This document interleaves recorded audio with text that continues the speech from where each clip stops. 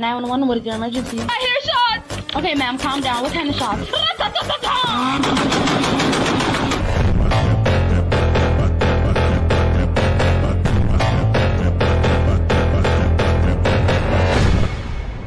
Intro तो देख लिया, वीडियो भी एंड तक देखते रहो क्योंकि आज मैं बनाऊंगा हिल क्लाइंब रेसिंग इन 3D।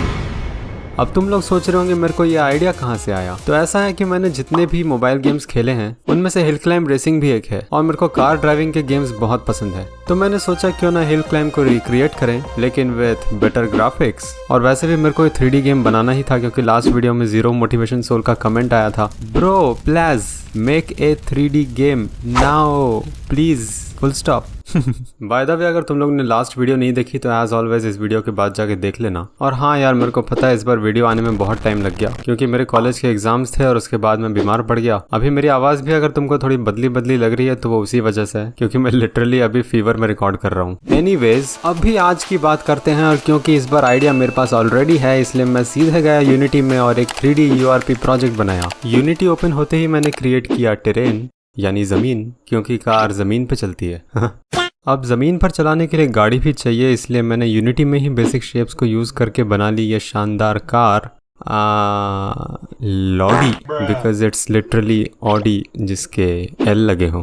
पर क्योंकि ये कार टेम्परेरी है और मैं बाद में इसको ओरिजिनल कार से रिप्लेस कर दूंगा इसलिए इतना करके मैंने ट्रेलो पे एक लिस्ट बना ली जिससे मैं कोई भी काम भूल ना जाऊं। और फिर यूनिटी में वापस आकर इस कार को चलाने के लिए स्क्रिप्ट लिखने लगा। थोड़ा सा कोड और एडजस्टमेंट्स के बाद ये कार इजीली चलने लगी और मैं खुश होने ही लगा था, पर ये खुशी ज्यादा देर नहीं टिकी क्योंकि मैंने जब इस कार को रैंप पर चलाया तो इस कार की फटके 4 हो गई।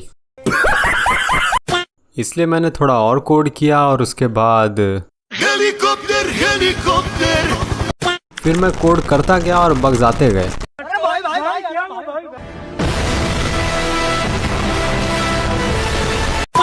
उसके बाद गूगल पे जगह जगह सर्च करके और कोड पे कोड लिख के किसी तरह से कार फिजिक्स काम करने लगी। पर ये सब करने में मेरे को 4-5 घंटे बिल्कुल नहीं लगे क्योंकि पूरे 2 दिन लग गए। पर एंड रिजल्ट सेटिस्फैक्टरी था इसलिए मैंने फिर से मशीन से कैमरा सेटअप किया और टेस्टिंग के लिए टेरेन पे ये पहाड़ जैसा बनाया जिस पे स्टंट भी कर सकते हैं।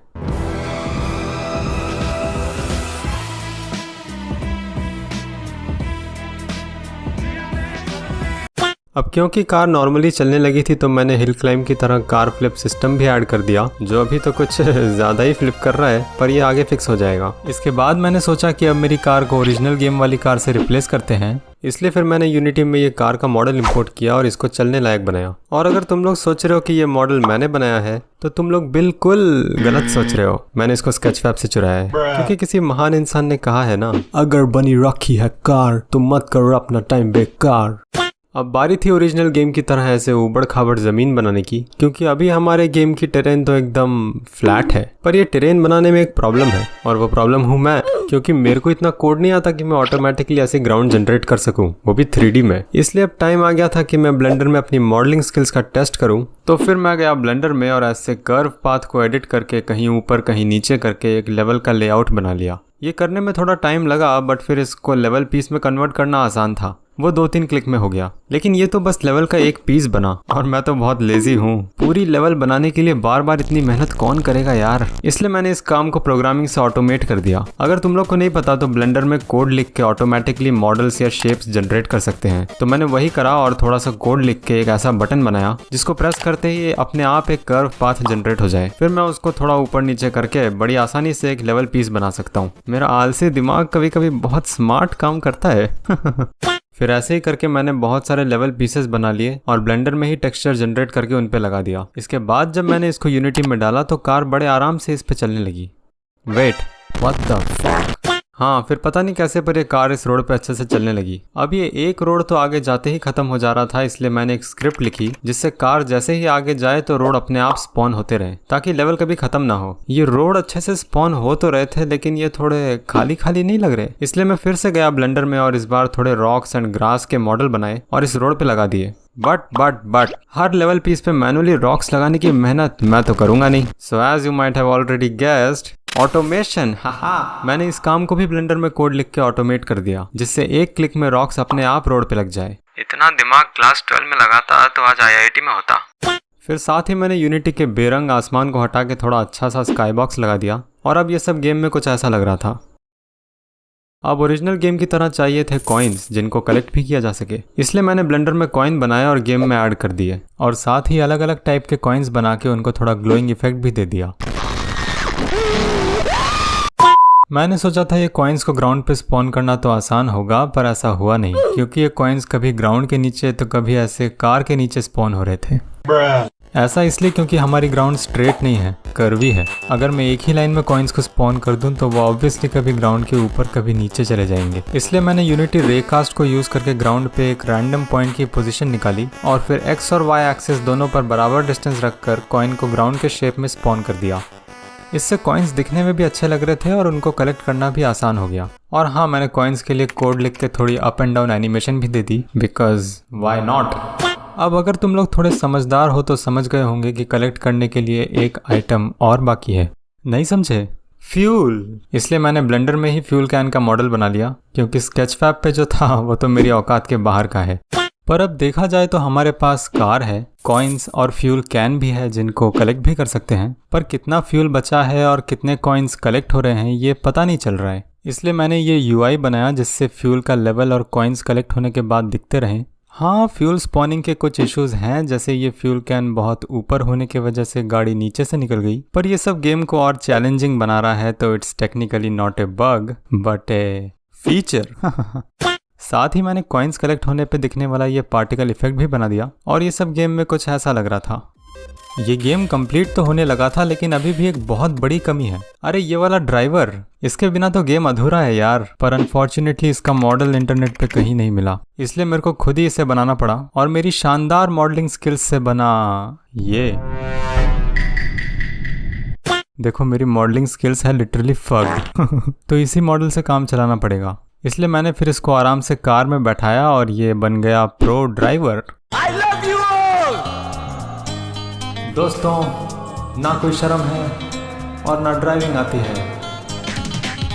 फिर भी निकल पड़ा हूँ सड़क पे। शायद जिसकी कार है वही सामने खड़ा है।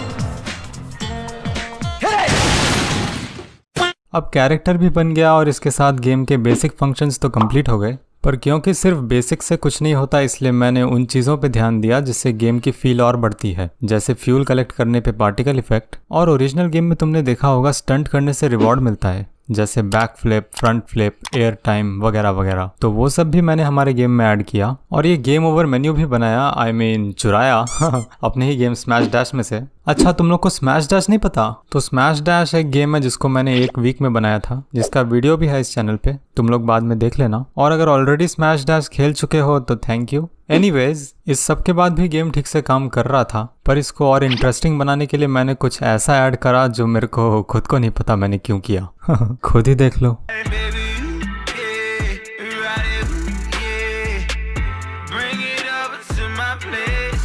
यस गेमर्स, एक ही कार से मज़ा थोड़ी आता, इसलिए मैंने ये बनाना 69 कार ऐड करी और साथ ही ये कार सिलेक्शन मेन्यू भी बनाया, नहीं तो कार बाय कैसे करेंगे। और इन दोनों कार के अलावा मैंने एक तीसरी कार और ऐड करी है, पर उसके लिए तुम लोग को गेम खेलना पड़ेगा, मैं यहाँ पे नहीं दिखाऊंगा। और मैंने ये ग्रासलैंड के अलावा एक और लेवल भी ऐड की है, जो ऑब्वियसली तुम लोग गेम में ही देखना, यही सब दिखा दूंगा तो गेम में क्या देखोगे। फिर बस मैंने म्यूजिक और साउंड इफेक्ट्स लगाए और गेम हो गया कंप्लीट। और हाँ, तुम लोग हमेशा मोबाइल के लिए बोलते हो, इसलिए ये गेम पीसी के साथ मैंने मोबाइल के लिए भी बना दिया। इसको चलाने से मोबाइल फटेगा तो नहीं, पर अगर तुम बहुत गरीब हो और 2 GB रैम का फ़ोन है तो ज़्यादा से ज़्यादा हैंग हो सकता है। पर फिर भी तुम लोग डिस्क्रिप्शन के लिंक से डाउनलोड करो, खेलो और कमेंट करके बताओ कि गेम कैसा लगा। और अगर तुम्हारे पास कुछ सजेशंस और आइडियाज़ है जो तुम लोग चाहते हो कि मैं इस गेम में ऐड करूं, जैसे अपग्रेड सिस्टम या न्यू कार्स एंड लेवल्स, तो वो भी कमेंट करके बताना। मेरे को जो आइडिया अच्छा लगेगा वो इस गेम में ऐड कर दूंगा। और ऑब्वियसली इस गेम में तुमको थोड़े बग्स मिल सकते हैं, जिनको रिपोर्ट करने के लिए मैं लॉन्च कर रहा हूँ हमारा अपना डिस्कॉर्ड सर्वर।